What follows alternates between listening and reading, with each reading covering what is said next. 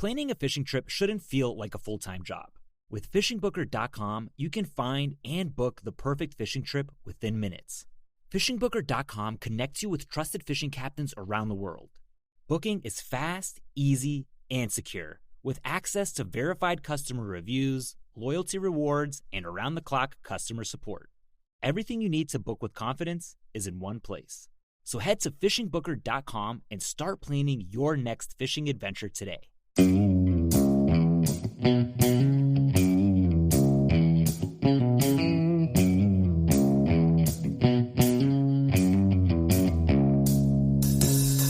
All right, welcome back to the Survival and Basic Badass Podcast. Kevin and Chuck. Today, we're going to talk counterfeit. Counterfeit currency, counterfeit gold, maybe counterfeit art. I don't know where it's going to take us. Anything counterfeit, fake, fraudulent. Basically, how to avoid getting scammed. How to I don't know. We're just going to kind of get into it. So... yeah, well, I think, a lot of people talk about gold and silver, trading gold and silver after a U.S. collapse. Yes. Things that are valuable may not necessarily be valuable. I mean, are you going to I got to tell you, I'd rather have, like, lead and sandwiches right. than silver coins. Right. Right. And, if you have silver and gold, or if you're trading for silver and gold, yes, you want to make sure you're actually getting gold and silver. The same thing with bills. Well, not every emergency is the end of the U.S. economy, and I think dollar bills go a long way when the credit card machines aren't working. Yes, definitely in the beginnings of a crisis, cash is king. That's right, and that's always the case. Even today, before a crisis, cash is king. Now, when people say counterfeit currency, like, take a guess. Now, maybe you looked this up, I don't know. How much do you think, like, one in how many bills is counterfeit? Like, how often do you think you see I don't know. I would say 1 in 1,000, 1 in 10,000. 1 in 10,000 bills is fraudulent. All right. According to the U.S. Secret Service. Which is less than the amount of dollar bills that have trace amounts of cocaine on it. Much less. Much less. So 1.4 trillion in U.S. currency in circulation. And they say during the last year, the Secret Service has seized 146 million in fake bills. That's a lot. That's a lot of fake money. So they're out there working their asses off. Right. And right now they estimate that there's 147 million still in circulation of counterfeit bills. That's a lot of money. That is. And it's tricky, if you work at a bank or you're passing $100 bills at Walmart, it's pretty easy for them to check. But, when it comes to the nudie bar, when you're putting it in the girl's little G-string, she's not marking it with the marker. Nope. And she's like, ooh, a 20. Mm-hmm. Right? Right. Yeah. I mean, I wouldn't know. I'm just saying, hypothetically, I would guess actually, that might not come into play with the current money. Because you're saying there's some kind of blacklight situation? There is. Now I know I might be jumping out of order. Yeah, well, this is. But I feel like the nudie bar and blacklights kind of go hand in hand. That's right. All right. So one of this new security things they have implemented on the bill is that magnetic strip. You know that magnetic strip that's in the the 20s and they've got them down in the 5s and 10s now too. So you can't bleach a $1 bill and print a 5 on it because you're still going to be missing that stripe. Okay. So, and I'm told that without looking in your wallet, the right equipment, they can tell how much money's in your pocket or in your car. Really? Cash-wise? Cash-wise. Oh, because of those strips, huh? Because of the strips. Mm. Just saying. Interesting. That's a thing. All right, so $5 bill has a magnetic strip on the right side, and it glows blue under a black light. $10 bill has it on the right side and glows orange under a black light.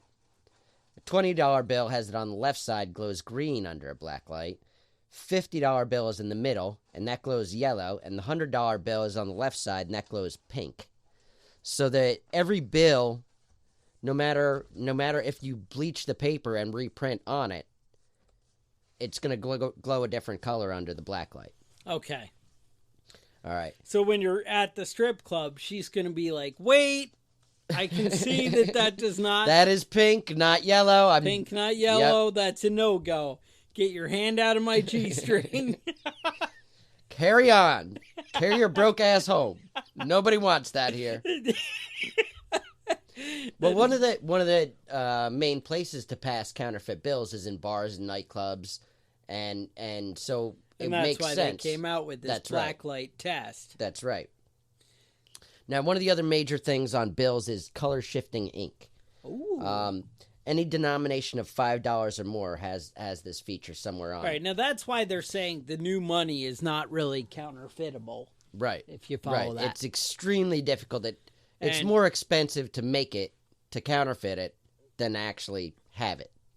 So, the color of the numeral on the 20 will change from green to copper, in the bottom right corner of the $20 bills. On the $100 bills, it's a inkwell that's on the $100 bill. And if you hold the bill straight in front of you, it's going to be copper. But if you lean it to the side and look at it from an angle, you're going to see it's going to change to green. I don't have any 20s, but I do have hundreds for some reason. All right. So there's an inkwell? There's a green copper inkwell on it. I see it, and it's got a green bell in it, or a bell inside it. Yep. And the bell is cracked. Mine's defective. When you look at it from an angle, it's broken, yeah. When you look at it from an angle, like when you look at it on the edge, yes, you can see that it changes color. The bell itself changes color. I did not know that until this episode. So really, you guys are getting like real gold right here. All right. And it looks like gold in the inkwell. Now keep that out here because I got a couple more for you. All right. All right. I may have a 20. I do have a 20. Raised printing. The bills have raised printing on the edges of it, around the border. Okay, I feel it. You can feel it with the tips of your fingers. So if you can't feel that raised printing, it's a fake. Smart. If your bill has blurry borders or text, because the print is extremely fine on the bills in certain areas, and it's really hard for a printer to print that fine.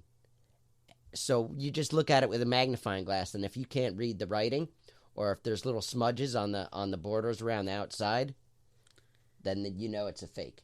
Now, I was reading they have, like, in their collars, it'll say things, and did you see this? Yeah, there's weird little things in But I looked, in there. and I was like, I don't see shit. Like, in Jackson's collar. Oh, I don't know about that. There's supposed to be words, and I was like, nah, you got to go to a magnifying glass on that one. Now, there's a couple other things that are extremely hard to duplicate. One of those is red and blue threads in the paper of the bill. Now, counterfeiters will usually print this the threads on top of there. But if you look closely, you can see that it's printed on there, and it's not actual parts of the fiber of the bill. It's hard in the nightclub. It is hard. You have to have good lighting there, and you have to have magnifying glass. You're handing it off. That's right. She's not going to be like, wait. Right. The black light test is for the strippers. Gotcha. Yep. Watermarks. A lot of counterfeiters will print like a faint.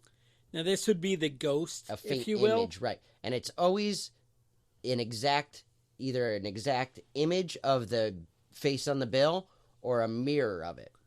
And if you can see it without holding it up to the light, then it's printed on the bill itself, and it's not a watermark. So that's one of the main giveaways on those bills. Now, what if it looks like an angry woman in the ghost? Then that doesn't sound right. That doesn't sound right. But I mean, if it's Andrew Jackson kind of looks like an angry woman. It was Jackson. All right. There you go. That explains a lot. Mm-hmm. All right. Now, Jackson, side note, Jackson killed more than 20 people over the course of his life, mostly in duels. And Over counterfeit money? When I say over 20 people, I mean over 20 white people, because he didn't count other races as people. And he killed a massive amount of Native Americans. Are you trying to get him taken off the $20 bill? I just don't think he should be on there. All right. When he died, they brought his parrot to his funeral, and they had to take it away because it kept swearing. I do remember him having an angry parrot. Right.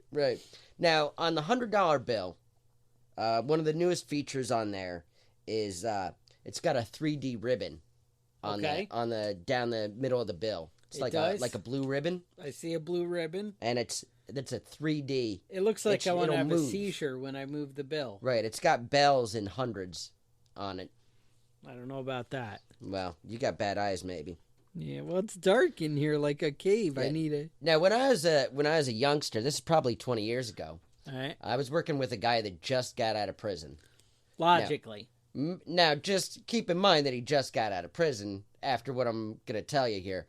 What he told me is that he would take singles, $1 bills, and put them in a cookie sheet, and then spray the cookie sheet with oven cleaner, and just use a whole can in there, and it would bleach the bills. And then he would take the bills out, dry them out, and then print hundreds on them. And what he would do is he said it was around Christmas time, and he'd just go around and buy Christmas trees and get the change, throw the Christmas tree out down the street, and then go on to the next place. And why wouldn't he give the Christmas tree to poor people? You know what I'm saying? It's like Robin Hood, you know? Exactly. Except you're just keeping most of the money for yourself. Mm-hmm. But I mean, at least you'd be spreading some Christmas cheer. Didn't Robin Hood really keep stuff for himself? Probably. Wasn't he pretty fat? Probably. Yeah. Yep. So I mean, there's a lot of ways to spot a shitty bill. Okay. One of the easiest ways is the watermark, and you should be able to feel the raised printing on the bill. I'll agree with that, but in general, because there's a lot of older money in circulation, and right. you are going to come across that, I gotta say, you're still, one generation back. You're going to see the ghost, and the big thing I always go for is the strip across. You really got to look for the strip, and it'll say like USA 100, USA 5, USA 20. Right. And it's weird because it'll mess with you, because sometimes the strip will be backwards, like upside down, and that's okay. Okay. And that freaked me out because I'm like, wait a minute. Why is this one like this and this one like that? Mm-hmm. I don't know. But again, you got to get into like some hardcore people to really know the difference. Right. And there is a lot of counterfeit money out there, and they said that 20s and hundreds are the most commonly counterfeited. I always thought it was just hundreds. And it used to be like Taco Bell was the place to dump your counterfeit money. But now it turns out they're all like scanning them because they knew about that. Okay. There you go. Now, if you find yourself in possession of counterfeit bills, yes, you just lose it. They don't reimburse you. Guy? Yeah, you just got to get rid of it. You got to go to the grocery store is what I find. Yeah, okay. The grocery store, they don't care, huh? Gas stations, they're pretty good. Mm-hmm. So, those are the places you want to dump it. Actually, I did go on the government website, Secret Service, and this is what they want you to do. So, according to the U.S. Secret Service, all right, they recommend if you receive a counterfeit, do not return it to the passer. Don't say, this is no good, and take it away, get out of my store. Do not do that. This is what they say. I'm not saying what I would do. You're supposed to take their description, right? Right. They wrestle them to the ground, fight, whatever you got to do, right? No, it actually doesn't say that. All right. It says, do not return to the passer. Delay the passer. Now, I don't know why you're delaying them if you haven't done anything to notify anyone. Right. Maybe you're like prolonging the conversation. Observe the passer's description as well as that of their companions and license plate numbers of any vehicles involved. Right. Contact your local police or the U.S. Secret Service field office. These numbers are found inside the front page of your telephone directory. So when did they update this? Like 1952? Yeah. Who has a phone book? Yeah, you remember those let things? me break out the phone book. Yep. Yeah. Yep. No, that's probably not going to happen. My internet was out last week, not to disrupt you, or last month. Okay. I asked my 22-year-old daughter To get the phone book? to order a pizza What? from the and she said, "Well, we have no internet. I don't know the number." I said, "Look in the phone book." She said, "How?" Yes. She had no idea how to use a phone book. I feel like when you open it up, it's pretty clear on how it works. Woo. But no, not for her. No. All right. So they want you to immediately write your initials and the date in the border area of the suspect note. Again, I feel like I'm incriminating myself. Yeah. This is Secret Service says to do this. Mm-hmm. Limit the handling of the note aside of defacing it. Right. Because, Aside it's writing a on it. crime Right. to deface money, right? But it's not real money, so it's okay. It's fake money? Okay. Yeah. It's actually, it turns out that's not a crime. You can ruin as many bills as you want. Really? Because I It's feel just like I want to stupid. melt a lot of copper pennies. Yeah. But you're not allowed to do that. Oh. Yeah. Oh. You can deface them and damage them. But not melt down But my you copper can't pennies. you can't melt down your copper pennies. All right, so we won't talk about that. So write your initials, limit the handling, place in a protective covering such as an envelope. Okay. All right. Surrender the note or coin only to a properly identified police officer or Secret Service special agent. All right. So that's what I got. That's what they want you to do. Now, me, I'm going to pass that bill and get it going. I'm sure I'm talking now about if he committing a felony here, if probably. you're having, say, a yard sale and somebody comes up and gives you a note, you don't notice when it happens. Right.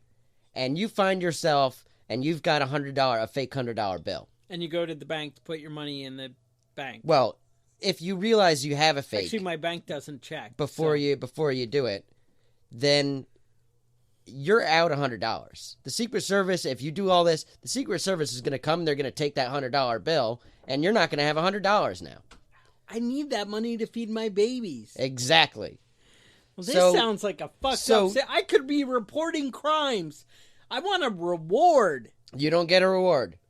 This is not good. You get fleeced of $100. Fleeced. Yes. So go to another yard sale and buy $100 worth of stuff. Because yard sale weekend. That's right, buddy. It's coming up. There you go. All right. So, yeah, I'm not telling you to go commit a felony, but that's what they want you to do. Yeah, and it's a federal crime. Yeah, it's a federal crime. That's like federal ass-pounding prison crime. It's not. Yeah, that's not good. Yeah, you don't want to really be the counterfeiter, so I'm going to say maybe don't pass it along. But, I mean, hey, if you don't know that it's counterfeit, you just think it might be. Right. Don't look too hard into it, is what I would tell you. Mm-hmm. But, yeah, so I do have one story of a guy who was a bit of a counterfeiter. Mm-hmm. And he was actually, I want to say caught, maybe murdered is a better word, by the Secret Service. All right. We'll see how the story plays out. Let's see here what happened. The Secret Service were like, hey, I got a quota.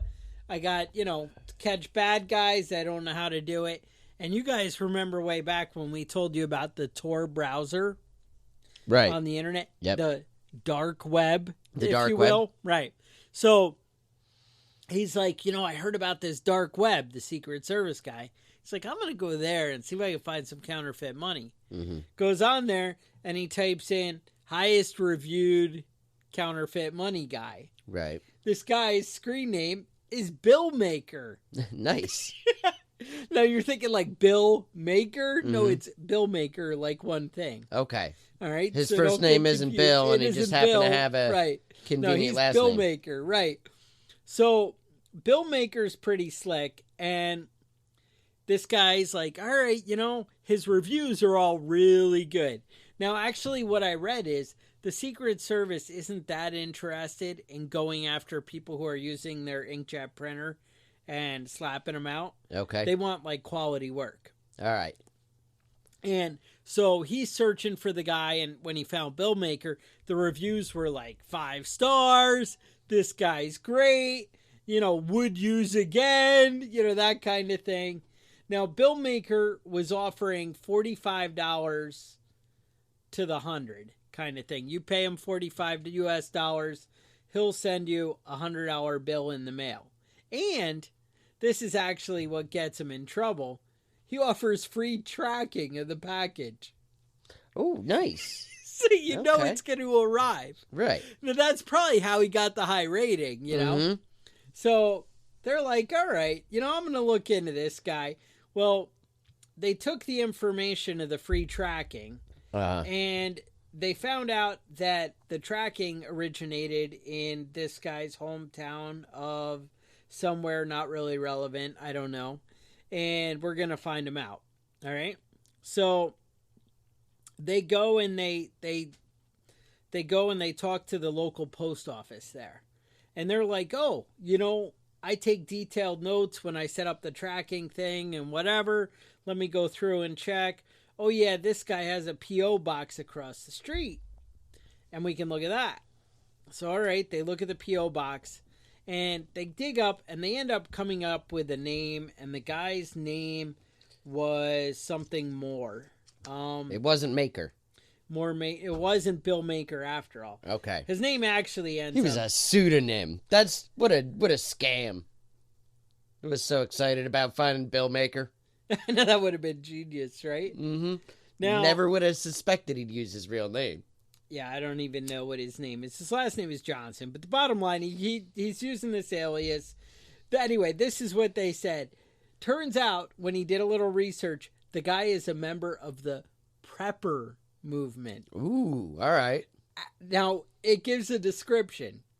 A member of the Prepper movement is an activist who stockpiles food, ammunition, and other supplies because they believe a nuclear war or other catastrophe is likely. Johnson had served 3 years in federal prison for selling pirated copies of Microsoft Office. Wasn't seeing that play out, right? Well, I didn't know you could get prison time for that shit. But he was arrested again in 2016 on counterfeit charges and then released on bond. Mm-hmm. Which he paid with counterfeit bills. They indicted him in February 2017 and for charges of counterfeiting and growing marijuana. But then he just never went back. Okay. He was like, hey, you got to show up to court? And he's like, yeah, that doesn't sound good to me. So he goes and scores a girlfriend. All right. And this guy would wake up. They talked to her after the fact. They didn't know who she was, prior to. Right. But after they arrest him, it turned out she was on vacation, having a dream vacation in Thailand that he paid for. Because he's like, hey, I've been doing really good in the internet sales of marijuana business. Okay. And that's a cash business. I don't know how internet sales and cash go together. I don't know how that works out. But whatever, she bought it and was like, I'm going to Thailand or wherever the fuck I said. I don't remember. But all right. So, and he said that he had seen horrible things in his life, so she should understand. But they think it's just because he knew that the Secret Service was on to him. And so that's why he was always stressed and, freaking out. So, anyway, turns out he lives in a cabin in the woods, middle of nowhere. Makes sense. They figure it out from the postman because they're like, well, when I deliver his letters, I don't know, whatever. It doesn't really matter. But they send 10 cars to go get this guy. Mm-hmm. He pulls out of his driveway. The 10 FBI cars or Secret Service cars all roll out, and they're following him. And then you're not going to believe what gun he pulls out of his back seat. What is it? It's an AR-15. Oh, no. He pulls out the AR-15 and is like, you're not going to take me alive. And then little shootout ensues. And they didn't take him alive? they didn't take him alive. Then they went inside and they had a great picture I'm going to try and share with the Prepping Badass group of he had like closet poles for your clothes. Right. With the little hangers with the clips, they have for like the children's clothes at like Macy's or something. Mm-hmm. And it's hanging $100 bills on all the little clips. Why would you store it that way? He was drying it. Oh, he was drying them. Drying it. Now, Then the last thing that was the kicker with the story was investigators may have a clue how he was able to build this, create such perfect money. Mm-hmm. Now, this is what their clue is. He had a thumb drive jammed in an ankle holster, and it contained 50 screen grabs of texts. Agents suspect that the texts and this flash drive are a digital key that might unlock something that they have no idea how to unlock and that they may never crack. But if they did, that might tell them how he did it. That's their clue. All right. So they have no idea. They got nothing. What? They don't know how he did it because they're idiots? Yeah. That's kind of what I feel like. Mm-hmm.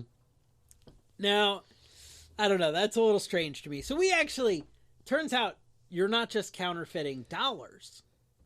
There's other things like coins in a barter economy, possibly.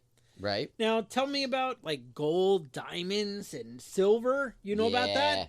Well, I do have some silver quarters. All right. Well, let's talk about gold first.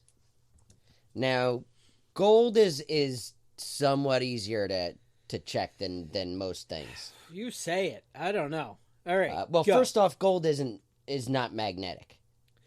Yes, but it turns out when I checked into this, they were like, but sometimes it can be and still be gold. Well, what it is it's sometimes on gold jewelry, the clasps are the same color, but they're not actually gold. Oh. Because the clasps won't hold up if they're gold. Right. They'll bend and stay bent. All right. Tell us what you got on gold, and then I'll give you the real story. Now, what you want to do is take your gold. You want to make a little nick in it. Yes. Right? Because most of the time, if it's fake gold, it's gold plated. It's real gold on the outside, right? Right. So actually, if you did your little acid tests and stuff like this that we're going to get into, right, it would show up as good to go. As real gold. That's why you want to make a little nick in it, right? And then you're going to use liquid nitric acid on the scratch, and it's going to turn green if it's fake. If it turns milky, it means it's gold over silver. And if it's unaffected, it's silver. It's real gold. Right. Now, the other thing we'll look for is a small stamp. Usually you'll mark the carats or the purity. But, on older jewelry and older pieces of gold, you won't have that stamp on there. I have some insight into the stamps. I'm going to be able to help you guys out. All right. But now, I don't want to get in the way. The skin test is an actual real test. That is actually true. So you take a piece of gold and you hold it in your hand, in your sweaty little digits. My grubbies. Yep. The sweat from your hands, in a few minutes, your skin's gonna discolor either black or green, and it reacts with the perspiration. So if you just hold it in your sweaty little palm for a few minutes, and then look at your skin afterwards, you'll be able to tell.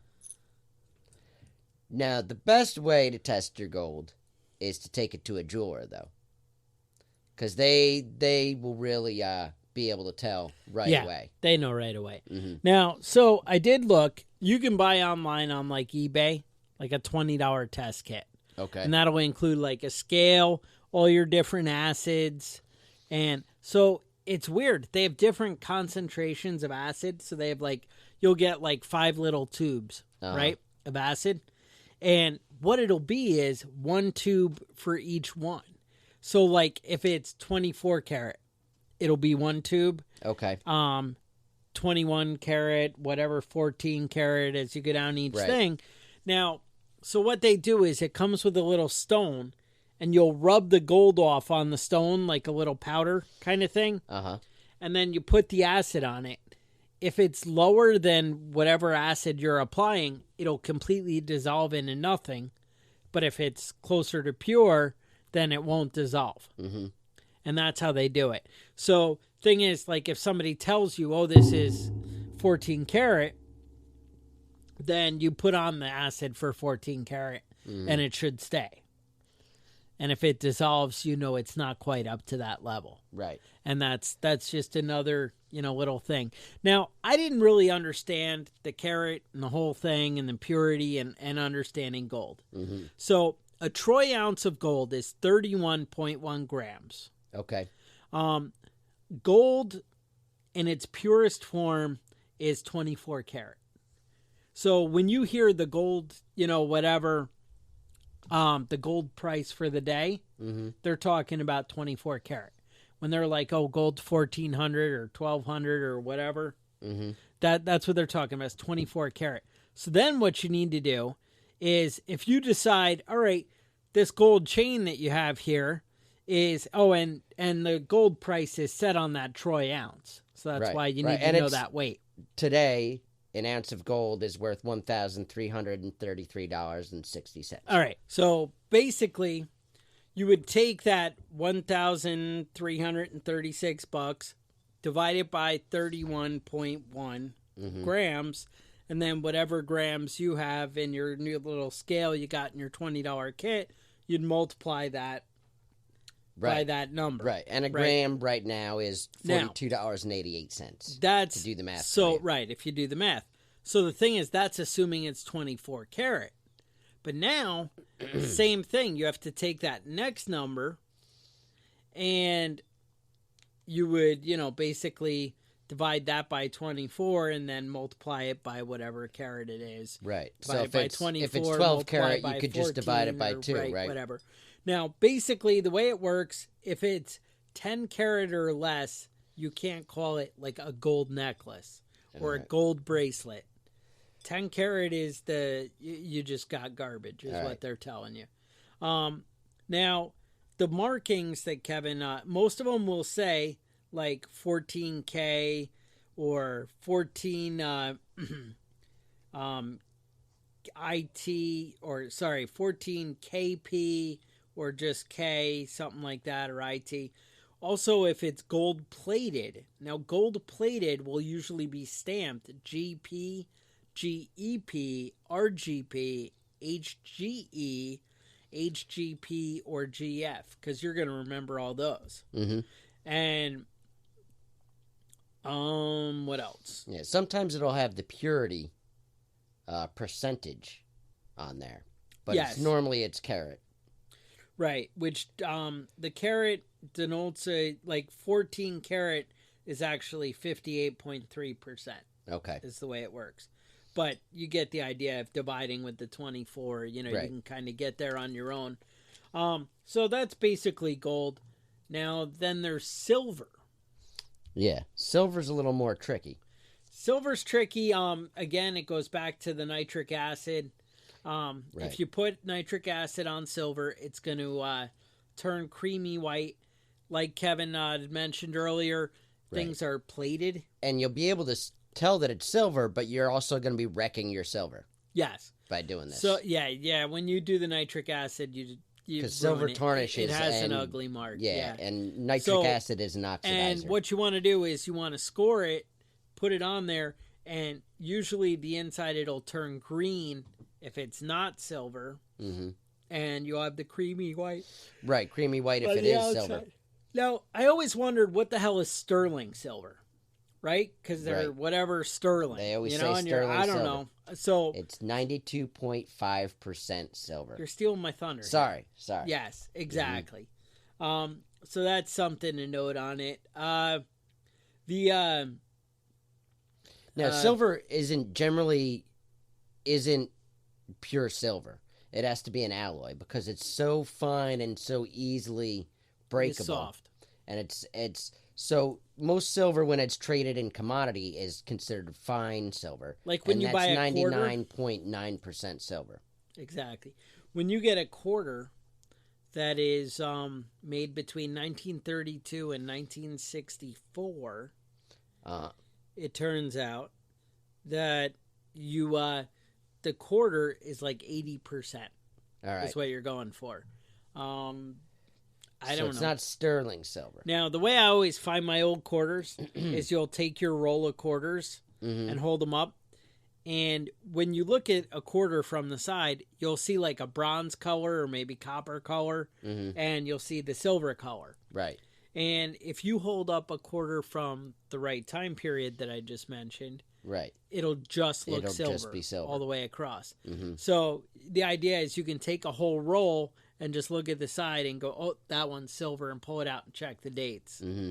Just in case you're a little silver collector. I don't Right. know. Something. Right. And go to the bank and just get a roll of quarters. And start roll your going through 'em. dice. Yep. You know? Nope, not bad. Now, silver is also not magnetic. Is that right? Sounds right. Right. Oh. All right. Yeah, silver is not magnetic. I got to hear my notes. I thought I left that note out. All right. So, got anything else about silver? That's what I got on silver. Now, interesting story. Back in the days when Fort Knox actually kept gold. Oh. The people that worked inside there. I think they tell people that there's still gold in there. Oh, do they still tell people that? I don't think there's any in there. You're not supposed to tell anyone that. Oh, okay. That's a secret. All right. The people that used to work in there had to wear special suits that they would leave there. Because what people were doing was rubbing the gold on their clothes. Yeah. And small amounts would rub off in the fabric of their clothes. And then they would melt it out they would boil it and get it out, boil the clothes and get it out of there. And so they would just get a little bit of gold every day. And nobody would notice. And then because that's those why bars there would isn't just any be there anymore. it was all rubbed out. It was all rubbed out. And then after they were like, there's nothing here, they're like, fuck it, that's it. Special suits. That's it. I used to work for a guy that was he was a printer, and he would print checks. He didn't print bills because apparently that was too complicated. But he was his hobby or his business was Counterfeiting money? Well, was counterfeiting things. Oh. And so what he would do is he would make stone axe heads, like Native American stone axe heads, and he would wrap it in leather, and in with the stone axe head, he would put pennies and dog shit. Yeah. And then he said you just bury it in the yard for 6 months, and when you pull it out, it looks like it's been, in the ground for hundreds of years. He was like a dog shit collector. And then he would sell. I mean, you only need one piece of dog shit for and each a dog's axe going head. every day, so Yep. All right. So he would sell these axe heads for a couple of $1,000s to collectors. So just be aware when you're Buying an axe buying head if an it smells a ancient little axe head. off. If it smells like copper and dog poop, Leave it alone. leave it alone. All right. Now, I was talking to the wife, and I was like, I have these great ideas for upcoming Survival Basic Badass podcast episodes. Mm-hmm. And I told her, I said, look, I think we need to do one on the ATF. Okay. And I think there's something there. And she goes, they're going to be sick and tired of you talking about guns, and nobody wants to hear you talk about guns all the damn time. Mm-hmm. And I said, whoa, we're doing an episode on counterfeit currency today. Mm-hmm. We're doing an episode on, what the hell did we decide next week? Maybe bug out trailer? Mm-hmm.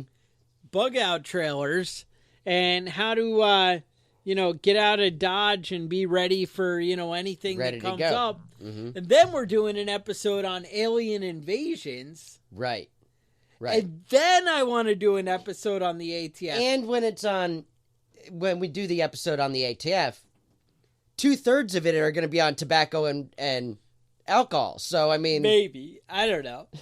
and most of it's going to be funny jokes about guys with hats looking over fences. Mm-hmm. So I don't even see how we could get into trouble. Right. Right. We might get in trouble with the ATF. So, let us... Oh, definitely. There's a chance of that. Yeah. I don't think they have a sense of humor. No? No. Then why are they always making those fun cartoons all over the Facebook? I'm not 100% on that. All right. Well, I'll keep that in mind. But, so, just, if you guys think you're hearing too much about guns, you get a little upset, my wife would love to hear from you. Just put a note on the Prepping Badass group. She'll... Saying I'm sick and tired of all these damn guns. Do a show on tobacco and alcohol. Exactly. We did the moonshine episode, We did do that. We haven't talked about how to grow your own tobacco. Now, what which about apparently counterfeit wine? We have some antifreeze? Yes. Is that something we can look into? Yes. Yeah, apparently it makes you go blind. Oh, yeah. You have to do just the right amount. It's in art. Mm-hmm. In art form, you know? Yep. So. Yep. Now I got a couple more on fake diamonds. Oh, fake diamonds. I do even have some insight quick. On that myself. Because I feel like when the apocalypse comes, we're not going to be trading for diamonds. We're trading the wife's ring? No? Not gonna. I mean, it's not going to be worth it. Because that was the idea. The gold of the ring is the going to be wedding worth band is like to, have something to get trade yourself off back on your feet. Yeah, after the guy. Mm-hmm. Yeah. So what do you got? All right. So if you breathe on a diamond, the condensation from your breath will clear up in 1 to 2 seconds. On every other stone, it's going to last longer than that. I did Cubic not know zirconia, that. Really? glass, everything else. So that's one real quick way to check it. All right. A real diamond is going to sink directly down to the bottom of a glass of water. I've heard this. However, a really big cubic zirconian will also. Right. So, but if it's a really big cubic zirconian, come on. Mm-hmm. You know. Right. You know. You didn't get a diamond that big. Right. Yeah. Your husband's broke. Don't trust him. Don't trust him. When he's giving you the 6-carat stone, no, I don't think so. Another way to test it is to get a glass full of ice water. Okay. And then take some tweezers or some pliers and hold the diamond in it, and hold a lighter up to it till it gets really hot. Then drop it in that glass of water. A diamond won't shatter. Everything else will. Cubic zirconia might not. Cubic zirconia is actually a diamond, though, right? That's the thing. I mean, That's where you get into some danger. So, I mean, to me, diamonds are really not worth shit because you can make fake ones, and there's tons of diamonds out there, and people are hoarding them to keep the value up. It's not really. No. I wouldn't invest in diamonds. All right. So here's some of the other cool things that I saw. Mm-hmm. You draw a line on a piece of paper. Mm-hmm. Set a diamond on it. The flat side and a fake down. Flat side down, and you look. You really can't see anything of that line. Right. In a real diamond. Mm-hmm. Now, I was watching on YouTube, and the guy's doing it, and he had the fake one. It didn't look like a line, but you could see like the outer edges, like it looked like a circle kind of it exploded into. And with the real diamond, you couldn't see shit. Couldn't see anything under it. You really could not see through it. You can do that with newsprint too. Okay. You usually can see some of the letters. So again, none of these are absolutes, but these are steering you in the right direction. Right. These are guidelines. Now, if you really want to check it, take it to a jeweler. Or I have one better. All right. I mean, you really need to go to a jeweler, but this is a good one. So you want to scratch glass with it, right? You're like, oh, I heard diamonds will scratch glass. Well, cubic zirconia, scratch glass. Scratch glass too. But work with me on this. Turns out you have an iPhone. A lot of people do. Maybe your kids do. Mm-hmm. Maybe your wife does. Grab someone else's iPhone. Now, you have the little camera lens on the back. Mm-hmm. Turns out that's made out of synthetic sapphire. Okay. That's a very hard substance, and that's why you don't scratch your camera all the time. And if you try and scratch it with the real diamond, it's going to scratch the shit out of that. All right, so you're going to ruin the iPhone. You're going to ruin the iPhone. Your friend's iPhone. Your friend's iPhone. Right. Or one you picked up somewhere, you know? You're going to scratch it. Whereas even the cubic zirconian, most likely, it'll scratch it, but not really. Like, it'll be enough to ruin it that it takes shitty pictures. All right. But it's that you're not going to, like, really gouge into it. The diamond's going to all in gouge into it. All right. Now, an interesting other fact that I just learned recently with your phone camera. Okay. If you're in a hotel room. Yeah. And you're creeped out and you're a crazy person, you think there's hidden cameras. Look all over the room through the camera of your phone because it'll light up. If you take a remote control for your TV and shine it point it at your camera lens on your phone and then hit the button, you can see the UV laser. And now wait a minute, I'm taking a picture. You're just looking through the camera. Okay. You're not taking a picture, and you're scanning around the room in places you think a camera might be. And that's because cameras, of perverts in rooms like that, they have to have UV light. That's the rule. Yeah, because otherwise people are just going to have sex in the dark, and you're not going to see nothing. Oh, so you're saying if I break out my night vision, right? I'm good. I'm gonna see. Right, but you can also spot the night vision. Gotcha. Goggles with the camera. All right. And also, you remember the old trick of the mirror glass. If you look really close at it, you can see through it. You can see through it. That's right. That's right. And you can spot that. You can spot mirrored glass. And there's also, if you put something against it, like if you, say, take your phone case, put it right against the glass, the shadow there's a space. Should be like in... Right. Right. There's a space between where the... Yep. So, yeah, just a little heads up. My wife was worried about that when we went on vacation, so I figured out how to check for it. There were no hidden cameras in the hotel room. So, what not to do, though, when you're going to hotel rooms, is get a black light and turn the lights out and go over the bed. Danger! You're not going to want to sleep there. No. And I don't know if they'll give you your money back. Because I don't know if that's like a legitimate reason. Turns out the Nazis also forced prisoners to counterfeit money. Okay. That was all right. Just popped up on my phone as like, hey, you were looking for this earlier, and now there it is. Okay. All right. Now, you said we could bounce silver coins. What happens? Oh, I don't remember. That was an old conversation. Oh, you were drinking. That was like 3 days ago. I don't He's remember like, that anymore. Bring some silver coins if you we'll bounce do some them. Tests. Yep. We'll do some. No. Okay. All right. Gone now. So that's good. Now, Seth Spanny over at Span Eye Blades did send us some knives. They are back in the custody of the badasses. So we're going to put together a plan. Now, Kevin did say these Bowie knives are a little intimidating. I think the points are a little sharper than maybe he expected. Frightening. Wow. All right. So, you guys might be getting excited. There might be some things available to the common man. Yeah, we're gonna come up with some ideas on how to unload these things. How to unload these guys. All right. Also, maybe a good start would be supporting us on Patreon, which turns out Brian supports us on Patreon. You guys don't know who Brian is, but Brian knows who Brian is. Brian knows who he is. And Seth, over at Span Eye Blades, supports us on Patreon. All right, so we're going to send some patches out? Good.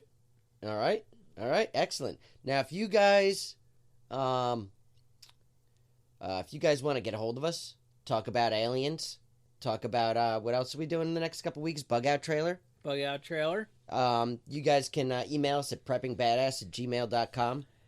Yeah, you heard about the topic, so you have actually got some secret insider information because my wife pried it out of me. That's like, what is it, privileged, or what do they call it? Privileged information. Something. That's right. So, with that, stay safe, and we'll talk to you guys next week.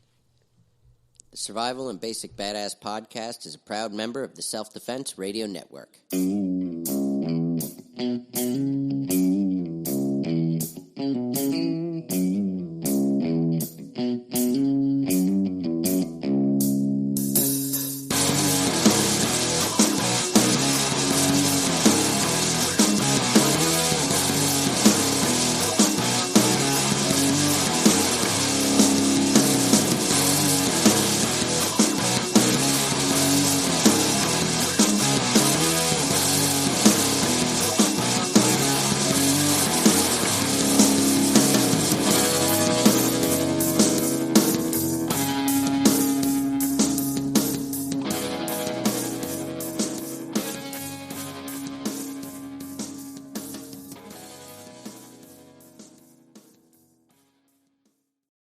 Planning a fishing trip shouldn't feel like a full-time job.